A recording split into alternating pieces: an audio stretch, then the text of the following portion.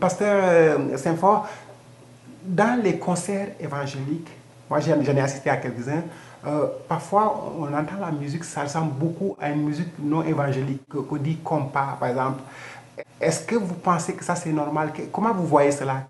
Euh, la musique est l'art de combiner les sons. Certaines fois, il y a des gens qui étaient dans le monde, qui sont venus à Jésus-Christ, qui sont chrétiens. Et ils forment un groupe musical. Ils peuvent avoir la tendance de jouer du compas comme ils jouaient dans le monde. Ouais. Comme ils jouaient dans le monde. Mais dans leur esprit, ils sont chrétiens. Et pas parce qu'ils veulent faire du mal. Voilà. Donc vous pensez Ils que... se laissent parfois emporter. Oui. Et nous qui écoutons, nous devons être assez sages pour aborder ces gens et les conseiller. Si on parle de compas, on parle de gospel, il peut y avoir du compas évangélique aussi. Et ce n'est pas nécessairement mondain ce qu'ils font. Parce que moi, j'assiste à beaucoup de concerts Oui, aussi. oui. Et c'est quoi la frontière qu'il ne faut pas franchir selon vous entre, même si on pense qu'ils font ça avec la foi, quelle est la frontière entre... Parce que ce n'est pas pareil, je crois, le compas qui n'est pas du compas évangélique. Même s'ils utilisent le compas évangélique, il se distingue de l'autre compas que les groupes de musique compas font. Quelle est la frontière selon vous? Moi, je ne suis pas musicien, mais étant haïtien, quand on écoute la musique, on entend la musique, il y a certaines personnes, certains haïtiens, certaines haïtiennes, qui ont tendance à secouer leur corps, à danser même. Oui. À danser même. Et dans le monde évangélique, les gens n'organisent pas de balles. Mais dans le monde non évangélique, les gens organisent des balles, les gens vont danser jusqu'à 2h, 3h du matin. Et donc, ce qu'il ne faut pas franchir, c'est de ne pas prendre les mots des groupes ou bien des jazz non chrétiens pour les mettre dans le compas chrétien. Dans le compas chrétien. Et je n'ai jamais entendu ça. Okay. Je n'ai jamais entendu ça. Et le rythme est pareil, mais les mots sont différents. C'est le texte, le contenu. Oui, oui. D'accord. Votre association, parlez-nous du rôle. Qu'est-ce que votre association fait? L'association des pasteurs que vous dirigez? L'Association des leaders évangéliques haïtiens de Montréal fait un travail colossal dans la communauté. Nous essayons premièrement de regrouper des leaders évangéliques.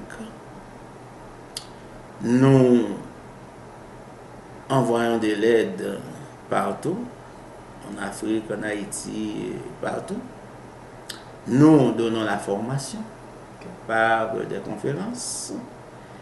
Et nous essayons d'être visibles et nous sommes reconnus par les 3 paliers gouvernementaux. Okay. C'est le travail que nous faisons. Ce n'est pas seulement un travail spirituel, mais nous faisons un travail social aussi. Nous voulons travailler avec les jeunes pour qu'ils ne décrochent pas. Parce qu'il y a un taux de décrochage assez élevé déjà. Oui. Et surtout les Haïtiens. Parce que nous pouvons aider ces jeunes à se regrouper, même en association. Oui. C'est ça que nous voulons, pour qu'ils fassent des activités. Okay.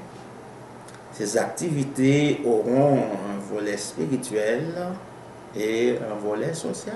Okay. Qu'on le veuille ou non, volet spirituel, ces jeunes qui sont déjà préparés, équipés, seront en mesure de témoigner, d'apporter l'évangile aux autres jeunes qui ne sont pas encore chrétiens.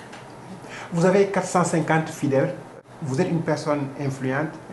Est-ce que vous aimeriez donner des conseils ou bien les objectifs? Qu'est-ce que vous souhaitez avoir, accomplir en tant que pasteur, en tant que président des pasteurs pour la communauté? Est-ce que vous avez un souhait ou bien un rêve pour la communauté?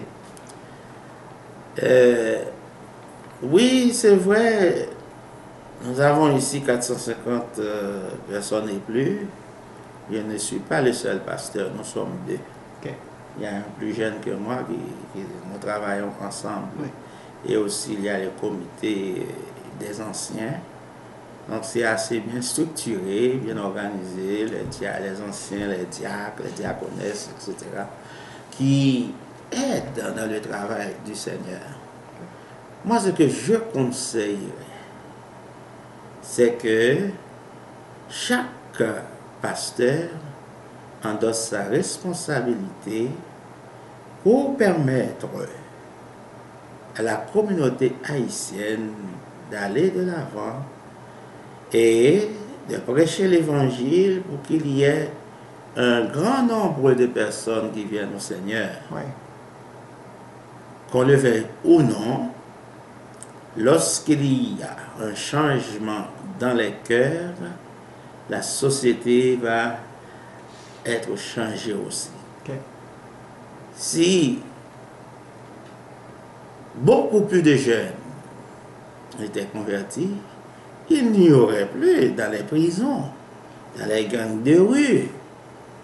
Vous êtes au courant, Oui. il y a des Haïtiens dans les gangs de rue, bien sûr. C'est parce qu'il y a des Africains, je n'ai pas fait des recherches sur ça. Oui. Mais notre souci, c'est d'avoir des hommes et des femmes qui prennent leur place dans la société et qui seront utiles.